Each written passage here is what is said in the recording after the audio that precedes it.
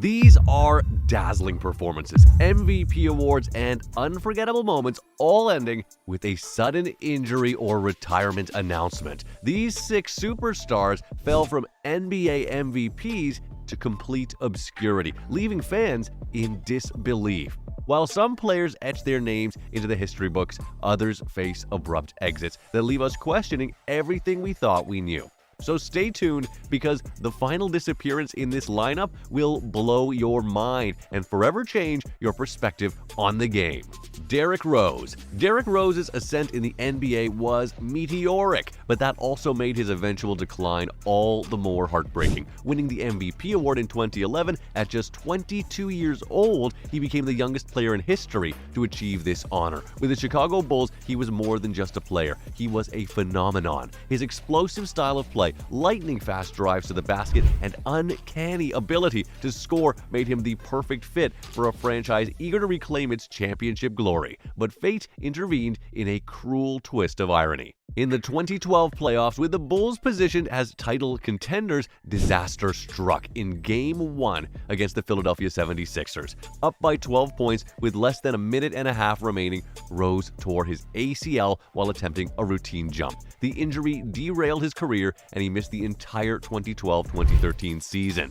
While he returned for the 2013-2014 campaign, he played just 10 games. D. Rose's 2014-2015 season showed flashes of his former self, with a more promising 51 games played and a return to the playoffs. However, the spark was gone. His journey led him through stints with the New York Knicks, Cleveland Cavaliers, Minnesota Timberwolves, and Detroit Pistons, each team hoping to revive the once dominant star. Now, he's mainly a cautionary story of just how quickly fate can change in the NBA. And nobody knows that better than Steve Nash. Steve Nash's career arc was nothing short of legendary, until it wasn't. Drafted 15th overall by the Phoenix Suns in 1996, Nash didn't immediately shine in the league. Phoenix was stacked at the point guard position, with stars like Sam Cassell, Kevin Johnson, and Jason Kidd leaving Nash in the shadows. It wasn't until his trade to the Dallas Mavericks in 1998 that Nash began to blossom, developing chemistry with Dirk Nowitzki and becoming the Mavericks' offensive catalyst.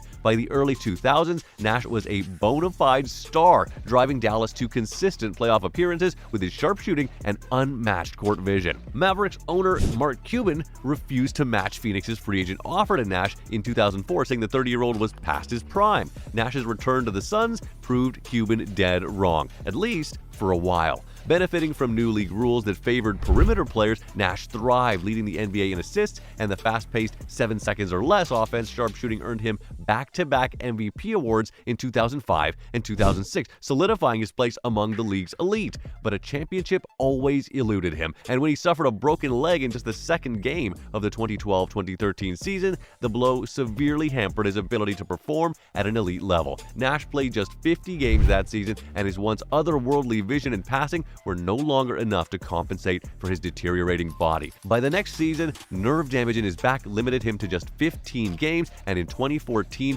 Nash announced he would miss the entire year. His career quietly ended in 2015 before he went on to join the coaching world. Unfortunately, injuries are an NBA player's worst nightmare. Just look at Bill Walton, for example. Bill Walton was a force of nature on the basketball court before injuries turned his career into a tragic what could have been story. At UCLA, Walton was unstoppable, leading the Bruins to an incredible 88-game win streak and cementing himself as one of college basketball's all-time greats. When the Portland Trail Blazers selected him first overall in the 1974 NBA draft, everyone thought it was only the beginning of a Hall of Fame career. But Walton's professional run was more of a roller coaster than anyone expected. In his rookie season, Walton's potential was hampered by injuries, limiting him to just 35 games and modest averages of 12.8 points and 12 rebounds per game. It looked like the injury bug had struck early, but Walton wasn't done.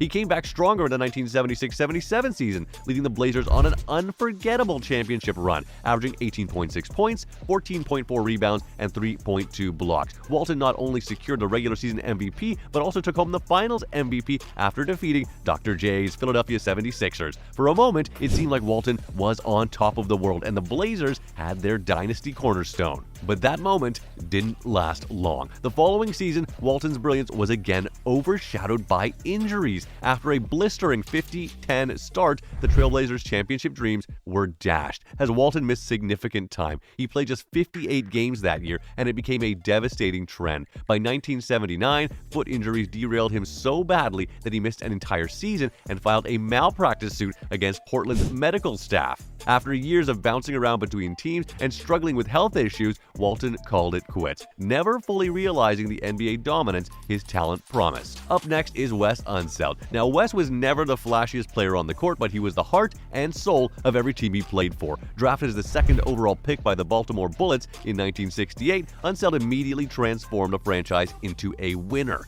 Standing at 6'7", what he lacked in height, he more than made up for with grit, determination, and an unmatched work ethic. Unsel wasn't just any rookie. He was an absolute game changer, joining Wilt Chamberlain as one of only 2 players to ever win both NBA Rookie of the Year and MVP in the same season. His impact was felt from day one. He was a 5-time All-Star, a dominant force in the paint, and a relentless rebounder. He could pick apart defenses with pinpoint outlet passes, fueling his team's fast breaks and turning defense into offense. His crowning achievement came in 1978 when he led the Washington Bullets to their first and only NBA championship. The series against the Seattle Supersonics was a grueling 7-game battle, but Unsel's leadership and determination earned him the Finals MVP honors. That championship run solidified his legacy as one of the greatest to ever play the game.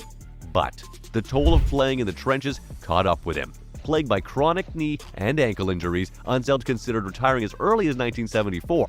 He pushed through for a few more years, but by 1981, his knees could take no more, forcing him to retire. And it seems like Russell Westbrook is on the same trajectory. At one point, Russell Westbrook was the most electrifying player in the league, a walking triple-double, a 9-time NBA All-Star, and a former MVP. For 15 seasons, he dominated the stats sheet, setting records that many thought were untouchable. But now, at 35, Westbrook's age is catching up with him, and after bouncing from team to team, critics are wondering, is he done? As injuries piled up and surgeries took their toll, Westbrook's explosiveness has faded, and so is his ability to take over games like he used to. The athleticism that once defined him is just not the same anymore. Now, after being traded yet again, this time to the Denver Nuggets, Westbrook finds himself on his 6th team in 7 seasons. A $6.8 million deal is a far cry from the superstar contracts of his prime, and fans are left questioning whether he can still contribute at a high level or if his days of being a game changer are behind him. The legacy of Russell Westbrook is undeniable, but the decline, it's hard to ignore. But the most shocking name on the list has to be Allen Iverson, one of the most terrifying players to ever step on an NBA court. With career averages of 26.7 points, 6.2 assists, and 3.7 rebounds per game, there's no denying his legacy. He was a fearless point guard with a killer crossover that left defenders stumbling and fans in awe. But despite being one of the game's greatest, Iverson's career took a sharp, unexpected nosedive that no one saw coming. After dominating the league with the Philadelphia 76ers, everything changed in 2007. A falling out with the team that made him a star led to Iverson being traded to the Denver Nuggets. Pairing up with Carmelo Anthony sounded like a dream, right? 2 elite scorers on the same team. But even though Iverson was still putting up 25.6 points per game, the Nuggets couldn't translate that into playoff success. The magic just wasn't there, and before long, Iverson was on the move again. What followed next was the beginning of the end. Traded to the Detroit Pistons during the 2008-9 season, Iverson struggled to fit into a system that wasn't built around him. After that, he had a brief and forgettable stint with the Memphis Grizzlies. Over 3 seasons, Iverson played just 82 out of a possible 246 games. Yep, you heard that right. The superstar that once dominated the league was suddenly sidelined, and not even his brief return to Philly in 2009 could save his NBA career.